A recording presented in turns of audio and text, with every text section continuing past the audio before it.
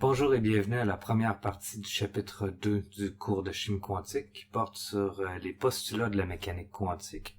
Donc, dans cette première partie, je vais présenter le postulat qui porte sur la définition de la fonction d'onde et le postulat qui porte sur son évolution temporelle. Donc, premièrement, qu'est-ce qu'un postulat? Un postulat en mathématiques est une proposition qui ne peut être démontrée, mais qui est nécessaire pour établir une démonstration. Donc, en mécanique quantique, il y a 6 postulats. On peut pas démontrer ces postulats, mais une fois utilisés, on peut, en utilisant ces postulats, on peut montrer en fait que la mécanique quantique permet de prédire le monde physique.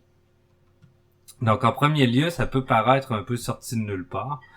Ne pas comprendre d'où proviennent ces équations, mais en fait, on peut pas les démontrer exactement.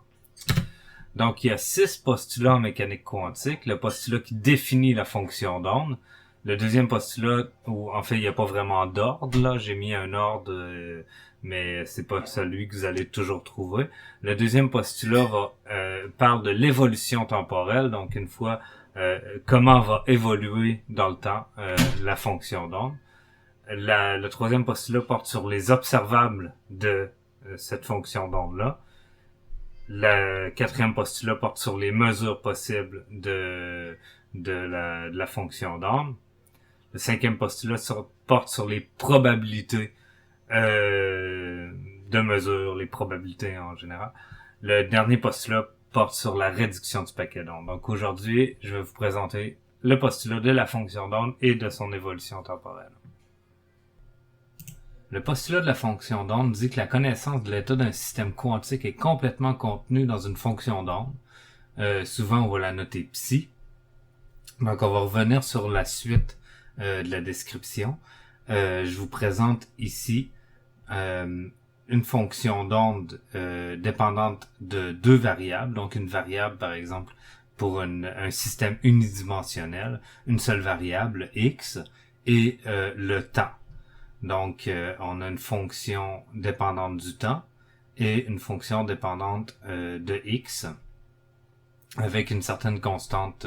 En fait, c'est pour garder la norme de la fonction. Donc, si on prend au temps initial, t est égal à 0, donc on voit que l'exponentielle devient l'exponentielle de 0, qui est égal à 1.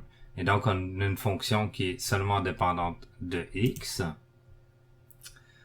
Et on peut donc faire un graphique de cette fonction en fonction de x, où chaque point va être l'amplitude en fait de cette fonction.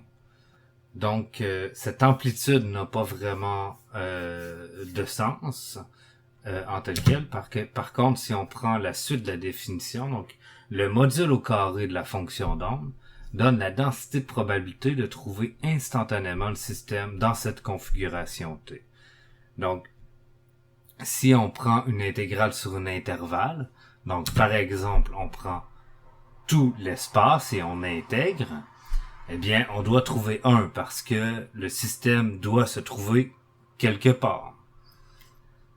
Et si on prend, par exemple, ici, on peut voir que la fonction d'onde est symétrique avec un maximum au point x est égal à 5. Donc, si on prend l'intégrale de moins l'infini à jusqu'au point 5, eh bien, on va trouver 0.5. Donc, on a 50% de chance de trouver le système dans une valeur de x inférieure à 5. Et pour des raisons similaires, en fait, donc puisque c'est symétrique, on a aussi 50% de chance de trouver le système à des x supérieurs à x est égal à 5. Donc le deuxième postulat donne l'évolution temporelle de la fonction d'onde qui est gouvernée par l'équation de Schrödinger.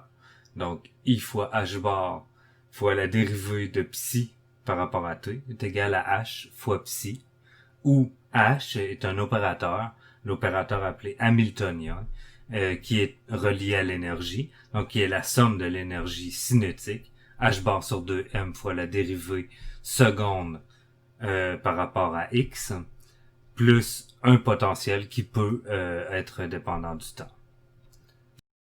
Une chose qu'on peut dire sur cette équation, c'est que c'est une équation de premier ordre par rapport au temps.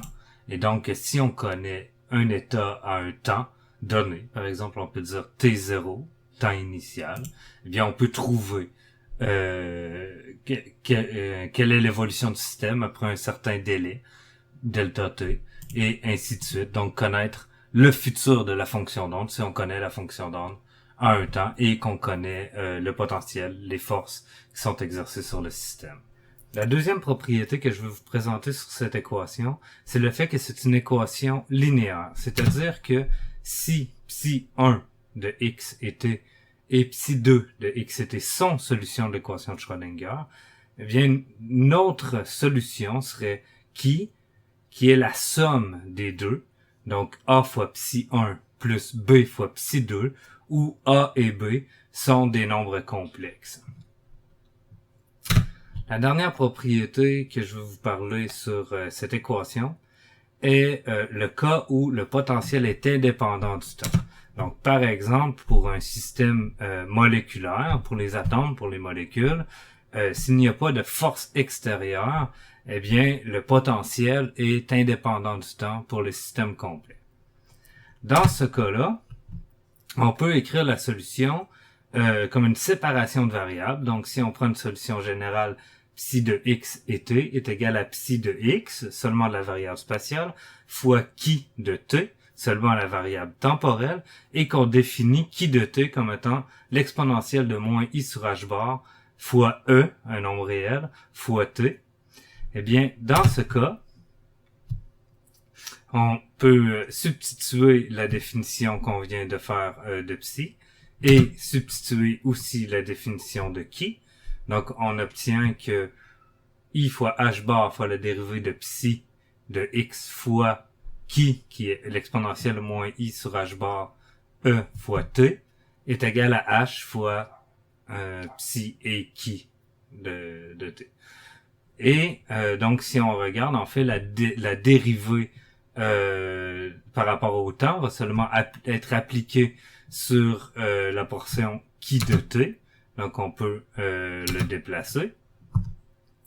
Et rappelons que la dérivée d'une exponentielle, par exemple, la dérivée de e à la at est égale à a fois e à la at. Donc, appliqué dans ce cas présent, nous retrouvons en fait que le terme moins i sur h bar fois e qui apparaît dans l'exponentielle va être ressorti de l'exponentielle pour la dérivée. Et on retrouve ici, en fait, que h bar se simplifie. I fois i, puisque i est racine carrée de moins 1, ça donne moins 1, fois moins 1, puisqu'il y a un signe négatif. Tout ce terme ici sera annulé. Et donc, on retrouve que e fois psi de x fois qui de t est égal à h fois psi de x fois qui de t. On peut substituer maintenant la définition qu'on avait repris de psi de x et de t, et donc on retrouve l'équation e psi est égal à h psi, souvent écrit dans l'inverse. Donc h psi est égal à e psi. Et on peut aussi, en fait, utiliser seulement la partie spatiale. Donc, h psi de x est égal à e fois psi de x. Et c'est ce qu'on appelle l'équation de Schrödinger indépendante du temps. C'est en fait l'équation qu'on solutionne avec des logiciels de chimie quantique, donc pour des systèmes qui sont indépendants du temps. C'est ce qui termine la première partie du deuxième chapitre du cours de chimie quantique.